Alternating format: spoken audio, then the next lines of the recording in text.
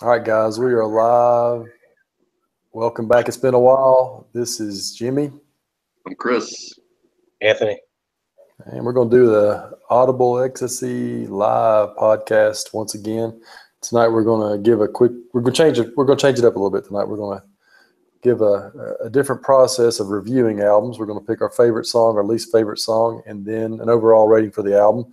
We're going to do two albums since we've been gone. There's been a couple of major things that's happened in the music world, and Tom Petty dying was a huge one. So what we've decided to do offline, we decided to review a Tom Petty album in addition to the Fear Factory album. And doing that, we'll go ahead and get started, guys. Who wants to go first with Fear Factory? I'll take a shot at it, I reckon. Okay. So overall, I think my favorite song on this was a song called Body Hammer. And my least favorite song was Dog Day Sunrise. I don't remember a whole lot about Dog Day Sunrise, to be honest with you, because it's been about a month since I listened to this album. But I do remember Body Hammer. It was neat. They had the way the drums kicked on that. There was like an anvil going on in the background, I remember. And I was like, that's pretty ingenious, whoever decided to do that. Overall, I didn't give the album a great score. Gave it a 79, 7.9 out of 10, I guess. Almost an 8, but had like an industrial sound. I kind of remember owning this album back in the 90s, actually. I'd forgotten all about it. I mean, you know how it is, man. You go through so many albums, but yeah, it was okay, man. I enjoyed it. Probably won't listen to it again after this, but I thought overall it was pretty good, I guess. Fair enough. So you think 7.9? That's cool. All right, I'll go next, Anthony.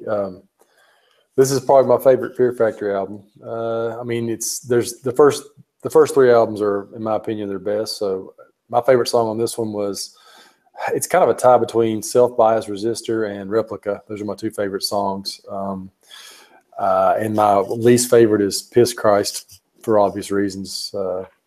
It's kind of a negative song toward Christianity, and that's pretty much the downer of that song, in my opinion. When I was younger, I did like that song, and times change. Overall, I rate this album about an 8.5, maybe an 8.8. It's certainly up there. I mean, it's personal favorite album. I do like the first three albums. This is my favorite of the first three. So, and that's it for me. Well, Fear Factory, I didn't listen to this at all, so I can't really comment on it much. So, and I won't give it much of a comment. The three songs I did listen to, two I did not like, and one I liked. I think it was Demanufacture is the one I liked a lot. It had too much 90s kind of feel to me for some reason. Even though it was sped up and fast at times, it just still had that 90s stuff that I just don't like. Something about a lot of 90s music I just can't get into. So when you say 90s, what do you mean, like grunge, kind of like guitar tuned down? Yeah, I didn't get that from these guys at all. I know, it just has that sort of 90s feel to it for me for some reason. I don't know why. I have a lot of negativity towards 90s music, and it's hard for me to open up to it. So anything set in that time, it's hard for me to venture into. I try not to be that way. I try to be open to all music, but something about that decade, I just check out when it comes to that music. I don't know why that is. It just is. Alice in Chains comes on Pandora, I skip it right away. Don't even listen to the song. I just don't like it. Fair enough, man. Yeah. Fair enough. All right. Well, you picked a Tom Petty album. Do you want to do yours first? Well, it's up to you guys. Y'all did. I did their very first album. I think it just called Tom Petty. Since we haven't spent much time on it, I do have some notes on the back of this. I'd kind of forgotten to written down. I did say that I think this album may have some historical relevance to it. I can't think of another album that had that industrial sound to it that from that time period. They might have been pioneers in that, for all I know. And I felt like most of it had a good groove to it as far as that went. But I also said that I didn't think the vocals were very impressive. So I think where they shine is with their guitars and the groove, and the vocals maybe lacking a little bit. Anyway. Fair enough, man. Okay. All right, sorry, Anthony. Go ahead and let's get on Tom Petty. Well, I think you and I were talking about this, Chris, that Tom Petty was a guy neither one of us listened to as much as we probably should have. Mm-hmm. And it wasn't until he passed that we finally said, we need to start listening to more Tom Petty. And so I picked their very first album, their self-titled album. And honestly, it's hard to pick a bad song on here. I tried today to listen to it a little more critically and see if I could find one. There's a couple songs before American Girl that maybe fall off a little bit. Fooled Again, Mystery Man, those sort of are a little of the weak points on the album, but still I really like those songs a lot, even with that said. But the best song on the album by far is probably American Girl. I mean, there's a reason why that song has become what it is. That's a classic. Yeah. It's weird it falls at number 10 on the album, but somehow that was just the standout on that whole album. There's a lot of great songs on this album, though. And I'd probably give it a solid 8.5 out of 10. I tell you what, it's a great album, and I like the song "Breakdown." Yeah, Breakdown's a great one too. Was that one on that album? Yeah, it is. You know what? Did you not like "Fooled Again"? Oh yeah, I like that. Fooled Again. That was a good one. That was a good one too. I did. I listened to that. I mean, I listened to pretty much a bunch of Tom Petty stuff over the, especially after he did. Like the day I found out he was in the hospital, I was like, oh gosh, Tom Petty all the way home from work, and then pretty much until I found out that he actually did die. So it was. Well, it was crummy. I mean, some question about that, wasn't there? There were a lot of people jumping the gun on that. I mean, I guess they knew he was going to die, but. Well, you never know, man. You never know. Like I said, I couldn't really pick a bad song on this album. They're all really great songs. I really enjoy listening to them. I listened to this one back to back when I listened to it. It was so good. But if I had to pick anything that's a little, weaker on the album, it's probably one of those two songs towards the end. But, American Girl, you can't beat that song. So, I hear you, man. So, anyways. Jimmy, would you want to go next, or you want me to? I can go ahead and go next. The album I chose was Full Moon Fever, and the main reason why I chose this was my introduction to Tom Petty back in high school. I remember when this album came out. As weird as it sounds, 89. It came out. I think I want to say it came out the spring of '89. But I remember, I didn't even plan on buying this. I remember riding with you guys remember Don Minnick. I was riding in his Jeep, and he had this cassette, and we were, I was a metal guy, and I was like, this is not too bad. So I ended up getting this cassette, and I do mean cassette, rocking this thing out. I played this continually back when I played like Legend of Zelda on the Nintendo, the NES, and played it while I was playing like Dragon Quest and games like that. I know this album like the back of my hand. It is like an old friend. Honestly, this album could be considered the greatest hits, in my opinion. Of course, it's my opinion. There's a lot of hits that weren't on that album, but I know what you mean. There's a lot of good. I've looked at the set. Oh, my gosh. It's just absolutely incredible. For me to pick a favorite song, I mean, I like – there's so many that I love. Man, Free Falling's a great song. I Won't Back Down's a great song. There's a song called A Mind with a Heart of Its Own. That might be my favorite song because it just sticks out so much. And the song, actually, I'm going to go with that. I'm either going to go with I Won't Back Down or A Mind with a Heart of Its Own. And then the worst song, in my opinion, of course, this is just my opinion, is Depending on You. That's, in my opinion, this album, and I'm going to throw it at y'all right now, in Tom Petty's discography, this album is a 10 in my opinion. I think this album is a nonstop listener. I can listen to this one all the way through without skipping a beat. That's just my opinion, guys. When you say that 10, are you like looking at every song, or are you just kind of saying, okay, this is a 10, like without really? I'm thinking this is a 10 in his discography. In my opinion, if I'm going to compare all his albums to this album's a 10. And don't get me wrong, this is not Tom Petty and the Heartbreakers. This is Tom Petty's solo stuff. And he has I think he's got maybe 4 or 5 solo albums. Yeah. But this is by far the best of his solo albums, in my opinion. I hear Wildflowers is awesome too, which it's decent. Wildflowers is a great song. Yeah, that's a good album. Well, I've heard that album. I almost reviewed that one instead of the one I did. So, but yeah. But in Tom Petty land, Full Moon Fever is a 10 in my book. And realistically, if I was to rate the songs, I mean, if I did that formula, it would be 9 point something in my opinion, because none of these songs are less than a 9. period. Yeah. At least in my guys, it's just my opinion. And like I said, this one's close to me, and I go way back with it. The album that I reviewed was "Damn the Torpedoes." Frame of reference, you said that one was '89, Jimmy. This one was 10 years earlier, 1979. Right. And I guess some of the hits you guys would know on that are "Refugee," "Even the Losers," "Don't Do Me Like That." Yeah, "Don't Do Me Like That." And you know a song that I know was a record hit that I'm going to come in and just say is probably, I don't know if it's the worst song on the album, but it's definitely the most overrated, was "Here Comes My Girl." Yeah, I'm not a fan of that one either. Do you guys tell me I'm wrong on that? I don't know. Maybe I am. It's not one of my favorites on that album. He just talks through the whole song and then sings the chorus, and it's just like, I don't know. I don't know. I actually really like that song, but hey, dude, well, maybe it's something that would grow on me if I listen to it more. I actually did score one song a little lower on this album called "Shadow of a Doubt," but man, there's some great songs on this album, all the way through. Really, it's a great. There were only 9 songs on this album, so it wasn't a long one. A lot of it reminded me of, especially what I wrote on here. The hits are timeless, the rest is dated, but dated in a good way. Like it's from the late '70s when you hear it. You know what I mean? Like "Refugee," that song's on the radio today. I mean, or even "The Losers" or "Don't Do Me Like That." All those songs are classics. I mean, they really are.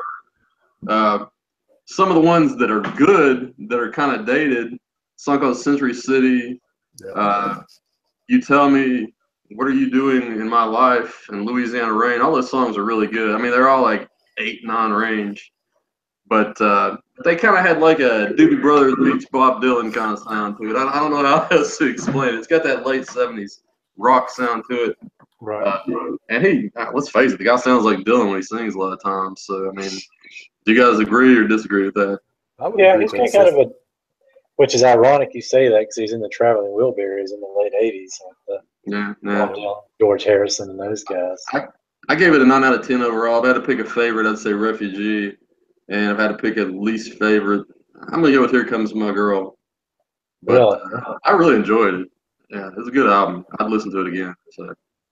Yeah, it's just his stuff is just so. Even my kids are kind of singing along to it today. And Libby's barely just turned 2. She was mimicking some of the words on the album that were on one of these songs.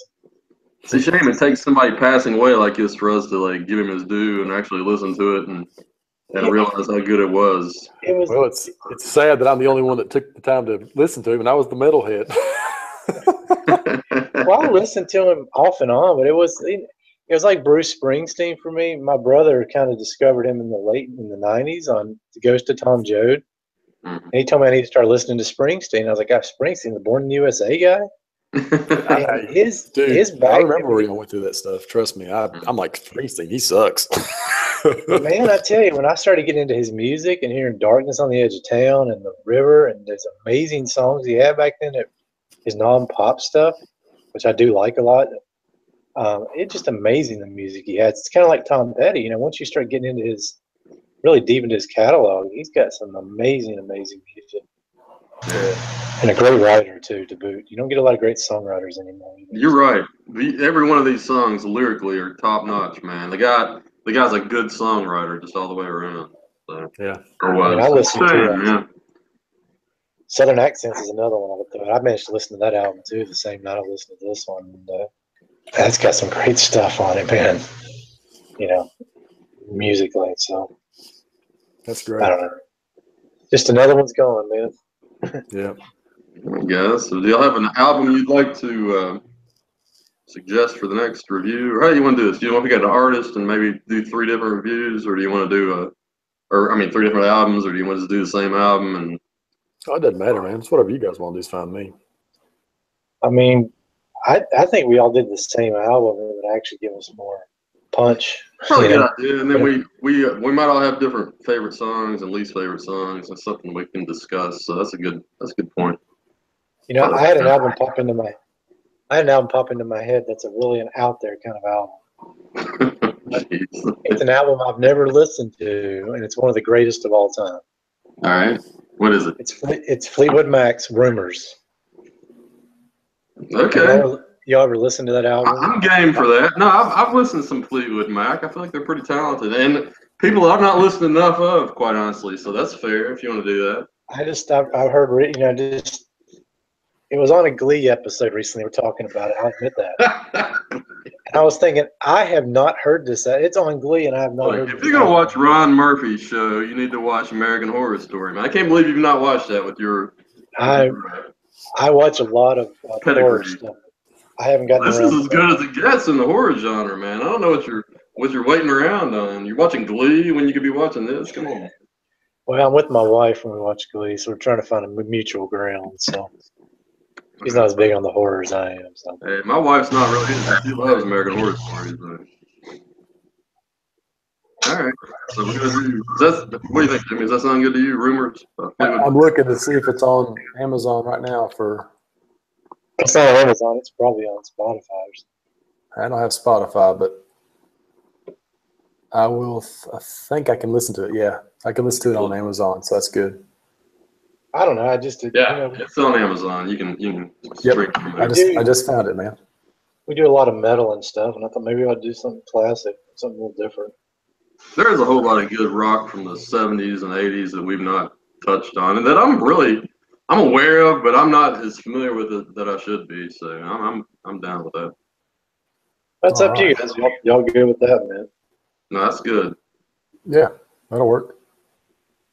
Jeez, it's hard to find. I was looking on Spotify here. They got 2 albums of Rumors, and one's 40 songs and one's 58 songs. Goodness gracious! I know it's not that long. I think it's got like 9 or 11. I can't remember. Yeah, I'll have to look it up somewhere else in Spotify. It's right here, Amazon. It's got 11 songs. Yeah. So we'll go with the 11 song version. I'll find the 11 song somewhere. All right, guys. Well, we should probably wrap it up. I'm trying to keep this thing under how many minutes? We got it. We got it down to about 20 minutes right now, so that's not bad. That's good. Yeah. All right, guys. Well, that is it for tonight, and until next time, we will catch you guys later. Rock on. Sounds good. Oh, all right. Hey, do we have a little time before we take off? I got a couple minutes. Why? What you got? Tell us about your concert, man. I've not really heard that much about it. Holy crap. That you went to this past week. I will tell you right now, Foo Fighters, unfreaking believable. Unbelievable. They played an 3-hour set. They played longest. I've been watching them since they started this tour. It's the longest tour. I'm telling you right now, guys, they're for real. I mean, I was kind of on the fence. I was, one of those fighters I could care less. I'm telling you, you don't even know how close I went to go and see them live in Knoxville. Had I had a day, somebody watched the show last night. That's how much we liked it. I mean, Crystal's already a huge fan of those guys, but yeah. I'm telling y'all, that Class A act, that is, I'm not even joking, it's probably one of the best shows I've ever seen in my life, and that's Rock Arena. Those guys destroyed it. Oh, my God. How was the opening act? Well, I thought it was the Strokes, but it was apparently the Struts. Who was it?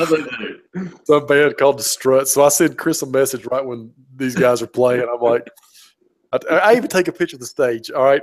And I said, the Strokes are up here playing and then Crystal, my wife, is, she sits there. We're on the floor. And she looks at my phone, about the Strokes. She's like, I said, oh my God. I joked about it with Chris briefly, but yeah, man, oh my gosh. Honestly, I could care less about the Foo Fighters, but those guys absolutely rocked I'm sure they put on a great show. I've always been impressed with Foo Fighters. Holy crap. Yeah, I never gave them a chance as far as live bands. I've always liked them more than I like Nirvana. That's kind of what I did. Same here, man. Same here. Dave I'm with you, dude. An upgrade for him. That's just all there is to it. Literally, holy crap. Speaking of Dave Grohl, you guys know he played drums for Tom Petty for a year? Did not know that. I didn't know that. After Nirvana broke up, Dave Grohl played drums? Do you care to play drums? And he was like, do you know who you're talking to? Are you sure? Good for him, man. Yeah. He did like whatever year Nirvana's whatever's face died.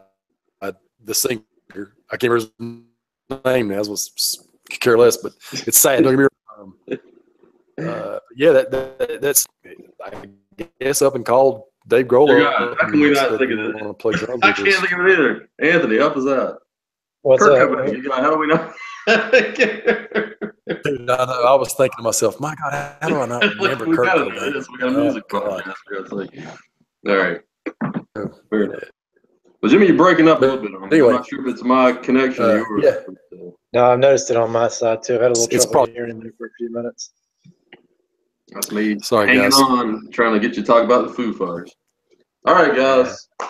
Let's wrap it up. We'll do rumors next, and sounds like a winner.